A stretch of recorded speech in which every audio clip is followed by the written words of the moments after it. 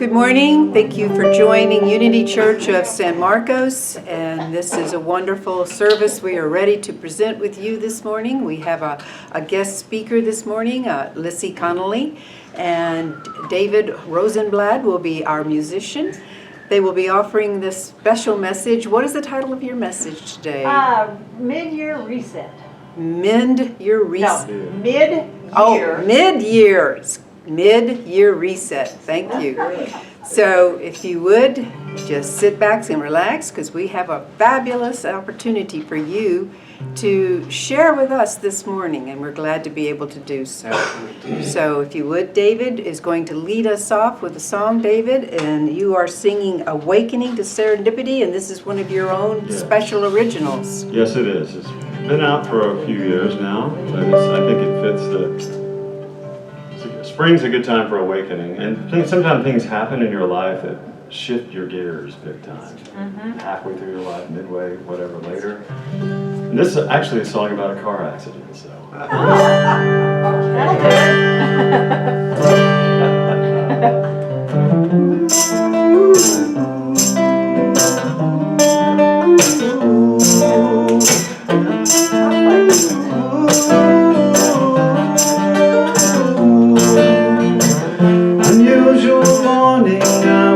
Coming up the hill, I saw a clear space moving fast and things appeared still.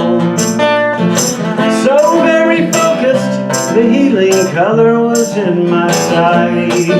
Suddenly it all turned hazy and I was thrust into a blinding light. It was through serendipity I awakened from my slumber. It really wasn't my number, 'cause I made it on through. Yeah, serendipity, I discovered a key, some kind of synchronicity that enlightened my path.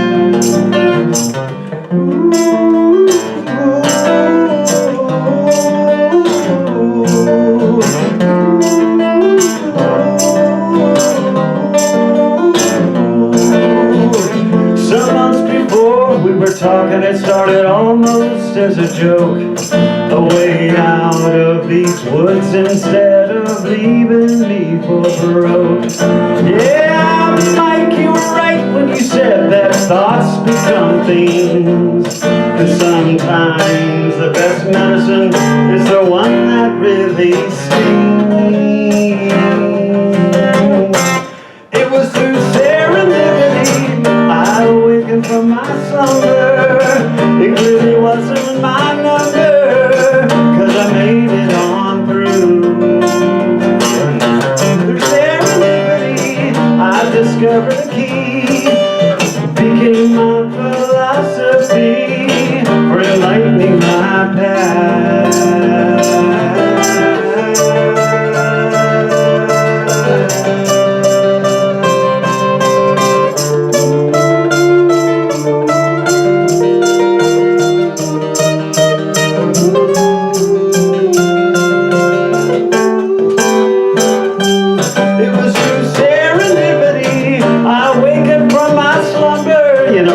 They had the wrong number, but they didn't.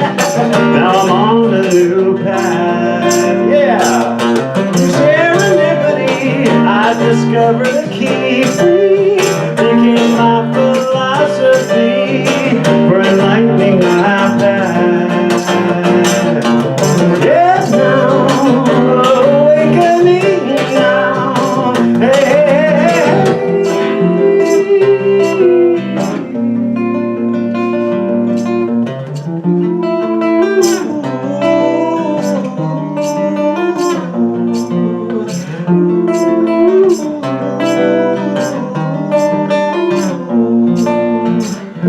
Unusual morning, I'm still coming up that hill.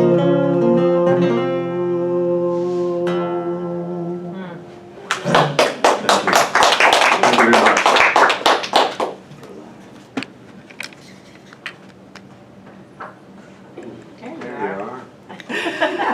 So So thank you, David, as usual, you have wonderful presence and voice. And so we welcome Lissie Connelly. She's been Melissa for a while for me. I've been Melissa. I still am Melissa sometimes. So today we're going to set a resolution, and we're going to do an affirmation. This is a real old-fashioned unity thing that we're doing today. Do you remember when you first started going to Unity and you heard somebody say that thoughts held in mind produce every other kind? And what that means is that you can think about a thing and it will happen. And you're like, wow, that sounds great. And then the first time it happened, you're just like shocked. Well, that's kind of what we're gonna recapture that today. I used to get really good parking places. I still do that. I don't even have to think about it anymore. Because what I do is I look at all the really great places to park, like right next to the building, and there's always one. And I think that in the past, I just assumed that there wouldn't be a parking place there, so I didn't look. So that's I've kind of like, my left brain is now thinking, now wait a minute, maybe it's not magic. Maybe it's just you're setting yourself up for success. And, maybe, I don't know. Let me get my notes here. So, we set New Year's resolutions, right? Did anybody set a New Year's resolution this year?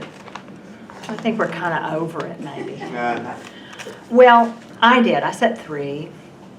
But I think that January is the absolute worst time to set a resolution.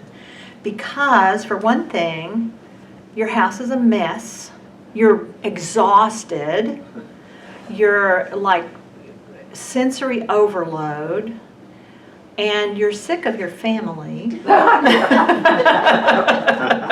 So you just want to change everything, and there are a lot of things you don't need to change. Like, I love the reading this morning, how much is enough? You don't need everything. You've got plenty of stuff. So that's what we're going to talk about today. We're going to raise our vibrational level. We're going to decide and declare what we want, and then we're going to leave it. We're going to put it down. That's the part that's really hard for me. I like to pick it back up, chew it up a little bit, fluff it, and then put it back down. So these are the 3 things. Oh, manifestation. I forgot to say the word manifestation. That was the word that set me off. Manifestation. Like everything is waiting to be brought into the world. Everything is waiting to be brought into the world. And what we have to do is create a demand. I read this yesterday. I've told you about truthunity.net before. It's my absolute go-to. Mark Hicks, the guy who's the editor of it, did a little essay on Lessons in Truth by Emily Cady, or the Bible, the Unity Bible. And he said that he brought out a part of the book where she says, is supply equal to demand? And she answered herself, yes, supply is equal to demand, but you have to create the demand. You're the one that creates the demand. So that's what we're going to do today. We're going to create a demand. So in case you're curious what my 3 resolutions were, the first one was in 1921. How old am I? In 2021. Apparently in 2021, I don't remember a single thing about that year. Did things happen in 2021? Not much. Not much. Hold up. Yeah, I just apparently sat on my couch. I created this beautiful room in 2020 because I thought, oh gosh, I better, we're not going to have much time like this, and I better get it all done. And, and then the months you know, dragged on, and I just sat on that couch in that beautiful room. And so I got really weak. I prided myself on being able to move heavy objects through sheer force of will. And at the end of that year, I couldn't do that. There were many things that I had to ask my husband, who continued to work through the pandemic, to move things for me. And, you know, he likes that, but it made me feel helpless. So my affirmation for this year is, I am strong, I am straight, and I am stable. I don't want to be falling down. I don't want to be, you know, too weak to lift things up. And I don't want to be all bent over. So I am strong, I am straight, I am stable. So that's that resolution. And I have this thing that I did, Reverend Sandra did a talk on, I can't remember what her topic was, but at the end of it, we thought of something that we could do that would make our life better or something like that. I don't know. You know, one of those unity talks. And I decided that I would clean out a drawer every day. And Reverend Sandra wisely said, why don't you try once a week? So, so I've been cleaning out a drawer every week, and it's really going great, except when I cleaned out the knife drawer the other day. My husband, I didn't know that he was so attached to our knives. And so many of the knives that I took to the recycling dumpster were retrieved later that day. The idea is to clean out one of your drawers. One of your drawers. I swear. Start with your husband's drawer. I swear I let him look at all the I knives. resembled it. I mean, it resonated very much. I let him look at all the knives. I let him decide, Let it go. but he couldn't. He just couldn't do it. And the other goal that I set for the year was to learn Korean, was to be able to read. Just by the end of this year, I want to be able to read Korean and perhaps understand it when it's spoken. I don't pretend that I'm going to get fluent, but yeah, but I'm gonna be able to read it, and I'm going to be able to understand it. Now, why? Why Korean? Exactly. I could see that question on your face. Investing in Hyundai. Why Korean? Okay, so the reason is that I am in love with, and my husband knows this is no shock to him, he feels not threatened. I am in love with a Korean man. His name is Jung Ho-suk, and he belongs to the South Korean boy band BTS, which stands for Bangtan Soyeondan, which means Bulletproof Boy Scouts. And they're the most wonderful people in the world, besides Jim Connelly, of course. So I want to be able to watch them. They do their performances and stuff, and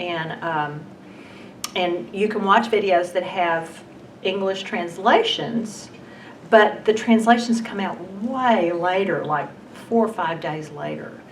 And so if I could just watch them while they're there talking to me, and I could understand what they were saying, and I could respond, you know, comment, I just think that would be the best. And I want to be able to sing their songs because they have some beautiful songs. So that was my why. Okay, so one really important thing, and I learned this from a Korean teacher, is you have to identify why you want this thing. You know, because honestly, every single one of us in this room right now are just fine the way we are. You know, there's nothing that we don't really need anything more. We're all walking around, you know, we're breathing freely, you know, we have food to eat. Linda, I think you ought to eat more. But, but, you know, that's just my opinion. So there's really nothing that we need to change, but we got to create that demand if we want to change things. So what Jesus said was, I came that they might have life and have it abundantly, and so whatever you want in life is available to you. So I'm going to now, I wanted to just show you. I really believed that I could not learn a foreign language because I took 2 years of Spanish in college, 4 semesters, and I barely, speak it at all. And I took 2 years of French in high school, and I barely speak it at all. I can pronounce it beautifully, but this is the Korean that I've learned so far. I'm learning the alphabet. That's one of the teachers said, if you don't know the alphabet, how are you going to be able to read the language? Because they'll anglicize, Romanize, they call it. They'll Romanize the words, but they're not pronounced the way that they can't possibly write them down the way Korean people pronounce them. So you have to learn. Like there's this little line here is a vowel, and it has no equivalent in English. So, it's something like, so you have to learn. Okay, so here we go. There are terrible things happening right now. Terrible things. We hear them on the news. We listen to the news every day. Every morning we listen to the news, and there's terrible things. But listen to what else is happening. The Norwegians have decided not to drill oil wells in the Lofoten Islands with $53 million in oil reserves to preserve the ecosystem.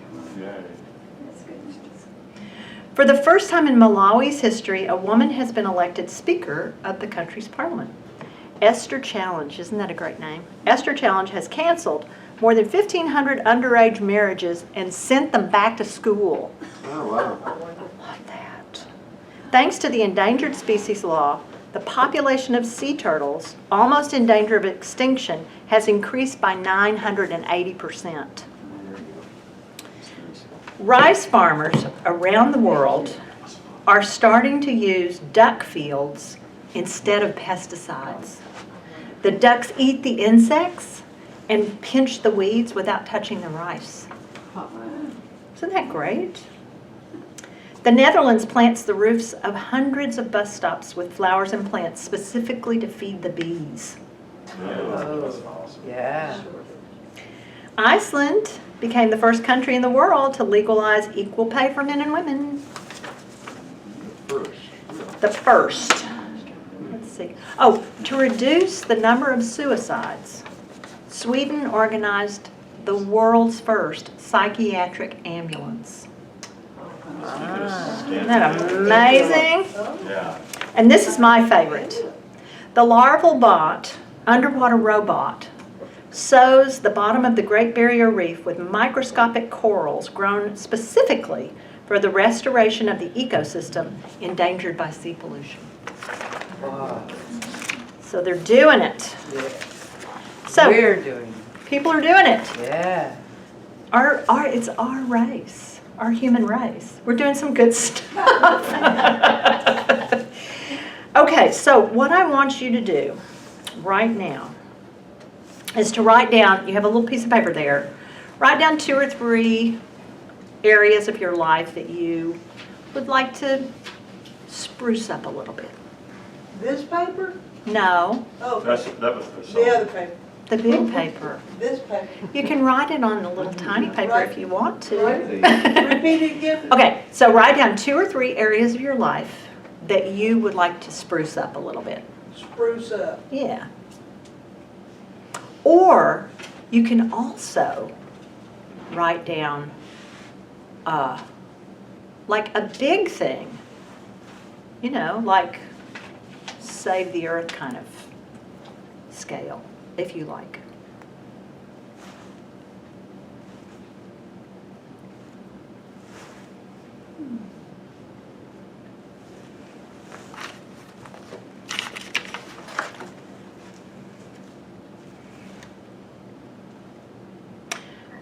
So Emily Cady says, the first step is recognizing the divine idea. We do so by affirming that God is life, love, intelligence, substance, omnipotence, omniscience, and omnipresence. As she reminds us, we all too often do not see the gift that lies before us. Without recognizing the gift, the divine idea is not moved.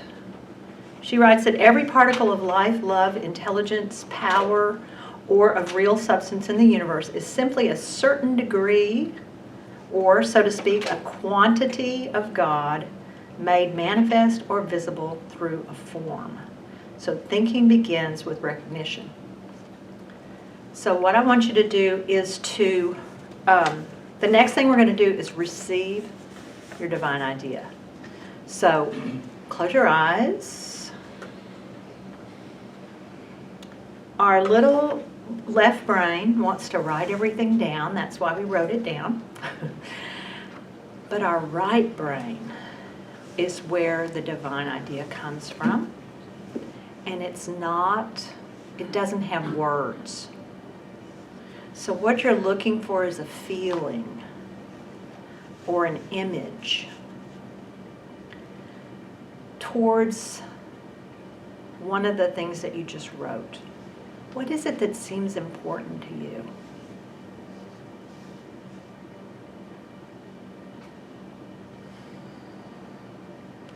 And if it's so important, how do you want it to change? How do you want to bring more of it into the world? How do you want to connect with it?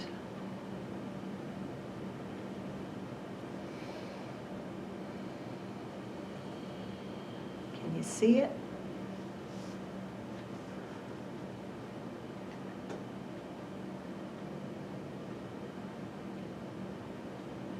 All right, so as soon as you've seen it, write down what you saw.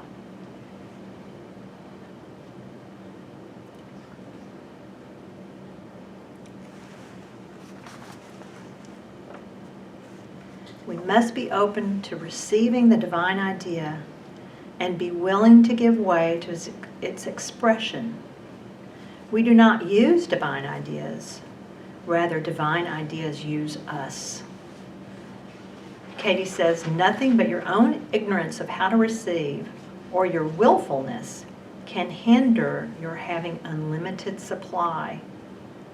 Thinking continues with receiving. So right now you're receiving a divine idea.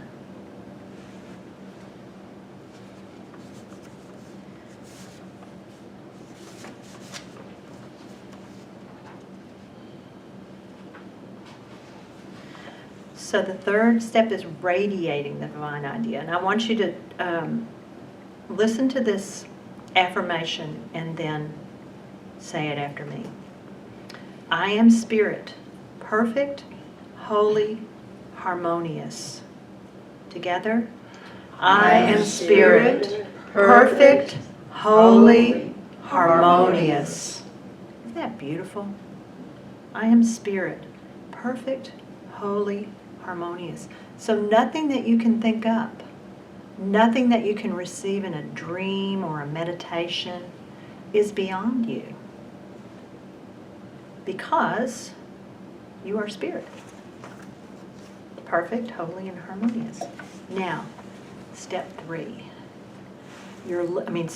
Your little brain, your little left brain, is going to want to pick all of this back up and start making lists of how you can do this, right? So, I want to make a certain amount of money. And I have decided that I can do this by substitute teaching 2 days a week. Well, I hate teaching. I taught for 2 years. I substituted for a few months. And I hate it. I hate everything about it. And except for the other teachers. I like the other teachers. So this is obviously not the answer for me. So I am saying to God now, I'm saying, okay, let's try again. So you tell me what it is, or just show me, you know. Jim and I, a long time ago, decided that what we need, because we're such problem solvers and thinkers, we think, is to have a clear guidance. We always ask for clear guidance, because if it's not clear, we're perfectly capable of thinking it out of existence. Right? So we are, and one little exercise that we do that really is just wonderful for us when we're really thinking that things are not going to work out, which, you know, Jim works with people all the time. People work for him, he works for clients, there are suppliers, they're just like, it's this whole big thing going on all the time. So every once in a while we have to get down on our knees and remember that every single time it seemed like it wasn't going to work out, it did.